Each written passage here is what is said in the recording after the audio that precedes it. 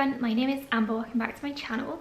This is my book review of Miracle Creek by Angie Kim. So I need to record this video quickly because you can't tell, but I am losing light. It is getting very dark here very early in the UK, and I'm also losing heat. So I'm in a blanket, get cozy. I'm going to talk about one of my favourite books of the year. So as always with my book review videos, I am going to give you a very quick summary of the book without spoilers, and then I'm going to get into my thoughts and feelings about the story. So Miracle Creek is, I believe, Angie Kim's debut, and it's literary fiction. It's a bit of a courtroom drama mystery sort of thing. It's about a South Korean family who moved to the USA. The dad is some kind of doctor, I can't remember what kind, and he starts a treatment facility that he calls the Miracle Submarine, which is basically an oxygen deprivation chamber, and he uses it for patients who have conditions like cerebral palsy, autism, infertility. He is using this to try to cure them. One day, right at the beginning of the book, the chamber explodes and kills an adult and a child. And the rest of the book follows the court case in which the child's mother is being accused of murder. Allegedly, she caused the chamber to explode intentionally. So that's all I'm going to say about the plot, because the rest of it is basically just the reader following along through the different witness statements, and while the witnesses take the stand, you as the reader are trying to figure out what exactly happened that night. And then there are flashbacks to what was going on in the weeks leading up to the explosion, and it's better to just discover that yourself, so I'm not going to spoil anything for you. Now, my thoughts and feelings. Basically, this book was amazing. I gave it 5 stars. I'll be honest, it was initially a complete cover buy for me. I love this cover so much and I wanted it on my shelf. Having actually read it, it was a very pleasant surprise. It was absolutely fantastic. It actually turns out that I love a good, complex courtroom drama, especially when there are so many characters with things to hide. I was hooked from the very first page of this book, which opens up with the incident where the gas chamber explodes and then 2 people die. It's very tragic and quite literally a very explosive start to an incredible book. I was utterly engrossed in the lives of these characters who I had only just met. They were all friends or colleagues or patients or family, and so they were all interlinked in one way or another, which was very interesting and intriguing. I was also very engrossed by their secrets about what built up to a devastating end to a child's life. So the main mystery, like I said, is whether or not the mother killed her child and the adult as well. The court are trying to figure out whether this was intentional, whether she did it by accident, or whether she didn't do it at all. Her defense obviously is saying that she didn't have anything to do with it. She was just in the wrong place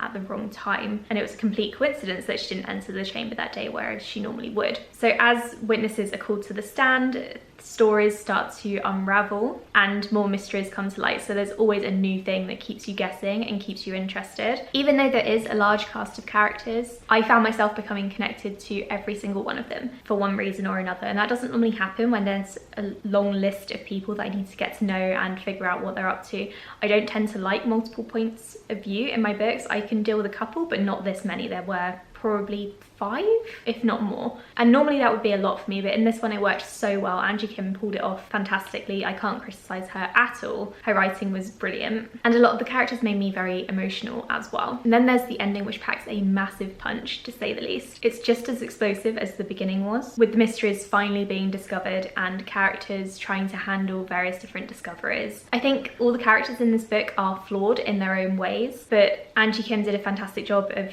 showing you as the reader who they were and why they were the way that they were. I became completely involved in this case myself, as though I was watching it all play out in court, and I was also constantly questioning my own assumptions, which is exactly what Angie Kim wants you to do, I think, with this book. I think she has crafted a really great story here. It really makes you think, and I think it's a good one to discuss with friends as well. I don't personally know anyone who has read it, so it would be really good to get a discussion going in the comments if you have read this book. Otherwise, I'm just going to have to look at Goodreads reviews and start commenting on those, because I really need to talk about this with someone. I think it was handled really, really well, and I've tried to make some of my friends read it, but they haven't gotten around to it yet. But hopefully by the time you're watching this, someone will have, and they can put me out of my misery, because it's such a good one to talk through. And I think you can talk through all the different characters' motives and backstories, and probably come to different conclusions from your friends as well. I don't think everyone is going to have the same opinion about the same characters. I think Angie Kim did a fantastic job with her debut book, and you can tell that she loved writing the court scenes. I think she either is a lawyer or she used to be a lawyer, so I imagine she was writing from experience, which also adds an extra layer element to this book. The court scenes were so much fun to read about, and the two lawyers as well were so well done, and I think they may have been her favourite characters to write because they came across across so well on the page. And I loved reading about them arguing with each other in court and presenting the case from two different angles, or